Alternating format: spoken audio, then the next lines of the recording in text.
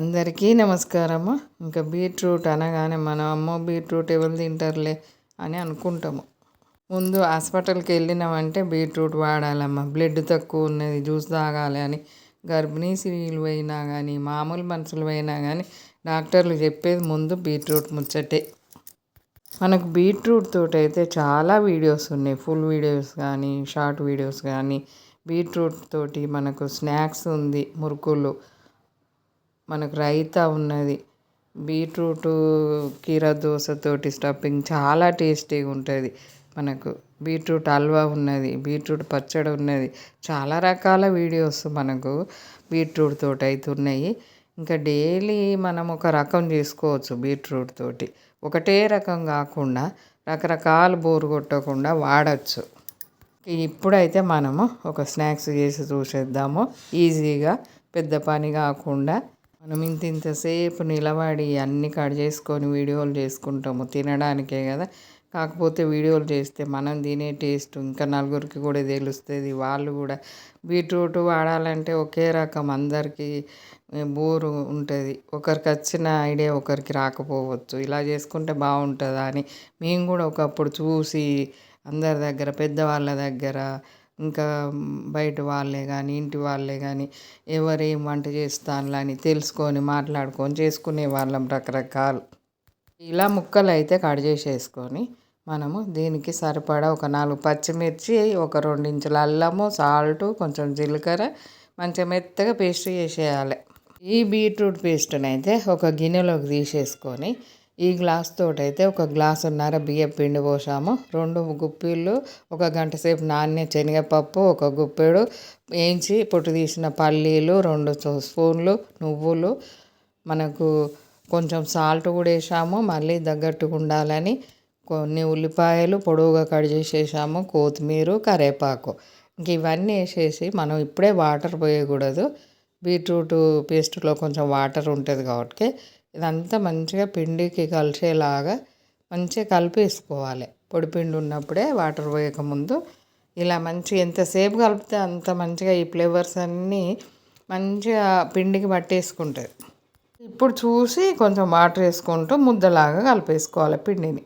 ఒక్కొక్కసారి మాకే అనిపిస్తుంది బీట్రూట్ తోటి ఇన్ని వీడియోలు చేసామా, మనకు బీట్రూట్ దోశ చేసాము, బీట్రూట్ చపాతీ చేసాము. ఇంక ఇప్పుడైతే మనకి ఇంకా ఈజీగా చపాతీ చేయడము అందరికీ కొంచెం కష్టంగా ఉంటుంది. ఈజీగా చేసుకోవాలంటే ఇలా మనము పిండి మొత్తం బీట్రూట్ తోటి కలిపిన తర్వాత కొంచెం వాటర్ చూసుకుంటూ వేసుకొని ముద్దలాగా చేసేసుకోవాలి. ఈ వీడియోస్ పెట్టడం వల్లనైతే మాకు రాని కూడా చూసి నేర్చుకొని చేసుకొని తిని టేస్ట్ చేయడం అవుతుంది. ఎందుకంటే ఆరోగ్యం మంచిగా ఉండాలనుకుంటే అన్ని రకాలు ఈ రోజులల్లో తప్పనిసరిగా. ఎంత మంచిగా రెడీ అయిపోయిందో మనకు ముద్దనైతే. ఇంకా ఇందులో బీట్రూట్ ఒక్కటే బలం అని చూడకుండా మనకు ఎన్ని రకాలు పల్లీలు, నువ్వులు, శనగపప్పు ఎన్ని రకాలు కలిసినాయి ఇందులో, ఎన్ని విటమిన్లు, ఎన్ని ప్రోటీన్లు ఒకే టైము. ఇట్లా మనము రొట్టె పెంక తీసేసుకొని ఈజీగా మనం దానికి కొంచెం ఆయిల్ రాయాలి. కొంచెం ఆయిల్ రాసేసి ఇంత సైజు ముద్ద తీసేసుకొని కొంచెం చుట్టూ సమానం మందం వచ్చేలాగా చేయి పైన ఇలా నొక్కేసుకోవాలి. మనం ఏ సైజు అంటే ఆ సైజు చేసేసుకోవచ్చు. ఇంకా ఇలా చేయితోటి అంతా వెడల్పుగా అనేసుకొని చుట్టూ ఒకే మందం రాలే, కొసలు పల్సగా రానియకూడదు, మాడిపోతాయి.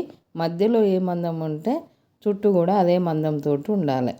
కొసలకు పల్సగా వచ్చినాయి అనుకో, కొసలు బాగా నల్లగా మాడిపోతాయి. ఇలా మొత్తం రెడీ అయిన తర్వాత ఇలా హోల్స్ చేసేసుకొని ఆ హోల్స్లల్లో కొంచెం ఆయిల్ పోసేసుకోవాలి. ఇప్పుడు ఇది పొయ్యి మీద పెట్టేసుకొని మనము స్టవ్ అయితే పెద్దగా పెట్టేసుకోవాలి, చిన్నగా పెట్టకూడదు.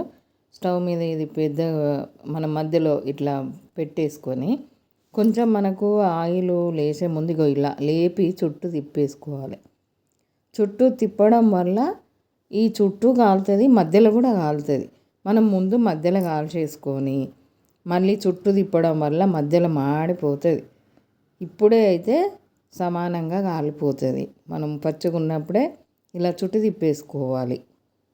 మంచిగా ఎట్లాగో పెంకకు హ్యాండిల్ ఉంటుంది, హ్యాండిల్ పట్టుకొని చుట్టూ ఇలా జరుపుకుంటూ మనము ఒకసారి పెద్ద మంటతోటి చుట్టూ రౌండ్ తిరిగిన తర్వాత మళ్ళీ మధ్య కానీ స్టవ్ మీద పెట్టేసుకొని చిన్నగా పెట్టుకోవాలి. ఒక 2-3 నిమిషాలు చిన్నగా చేసేసుకోవాలి స్టవ్.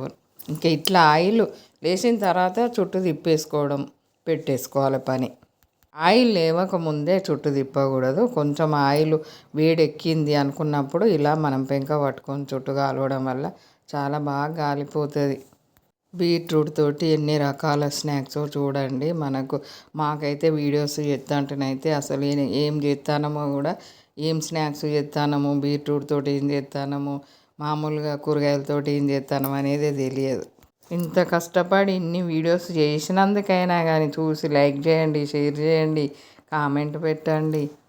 మనం ఎన్ని వీడియోస్ చేసినా కానీ ఎక్కువ ఖర్చు లేకుండా మనం ఇంట్లో ఉన్న వాటితోటే పిల్లలకు ఆరోగ్యానికి పనికొచ్చేటివి, పెద్దవాళ్ళకైనా పిల్లలకైనా ఎక్కువ వీడియోస్ అలానే చేయడం. మనమైతే కొంచెం పైన మనకు బీట్రూట్ ఉండింది కాబట్టి కొంచెం ఆయిల్ వేసేసుకొని దీన్ని మనము మళ్ళీ అటు సైడ్ తిప్పేసుకోవాలి.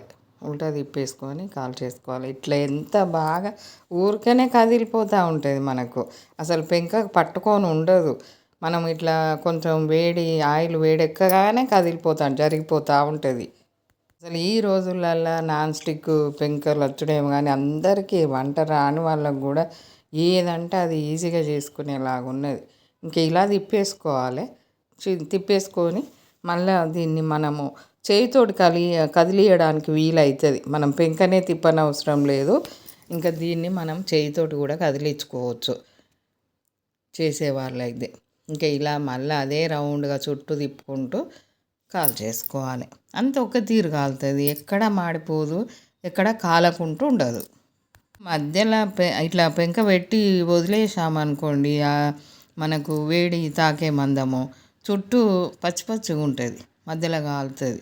అదే మనము చుట్టూ తిప్పామనుకోండి మధ్యలో కాలదు, చుట్టూ మాడిపోతుంది. అలాంటి ప్రాబ్లమ్స్ బాగుంటాయి కాబట్టి మనం ఇట్లా తిప్పుకుంటూ కాల్చుకోవాలి. ఇది కరకరలాడిపోతుంది. ఇంకా దీన్ని అయితే ఎవ్వరు వదులుకోరు. మంచిగా పచ్చిమిర్చి కారాన్ని చూసేసుకోవాలి. కొన్ని కారం ఉంటాయి, కొన్ని కారం తక్కువ ఉంటాయి కాబట్టి పచ్చిమిర్చిని మటుకు చూసేసుకోవాలి. మంచి స్పైసీ తగ్గట్టు ఉన్నదనుకో ఇంకా ఈ బీట్రూట్ స్నాక్స్ టేస్టే వేరు. అన్నీ మనకు పల్లీలు, పప్పులు, నువ్వులు అన్నీ మంచిగా ముత్యాల్లాగా కనబడతాయి. చూడండి ఎంత పెద్దగా అంటే అంత పెద్దగా చేసేసుకోవచ్చు.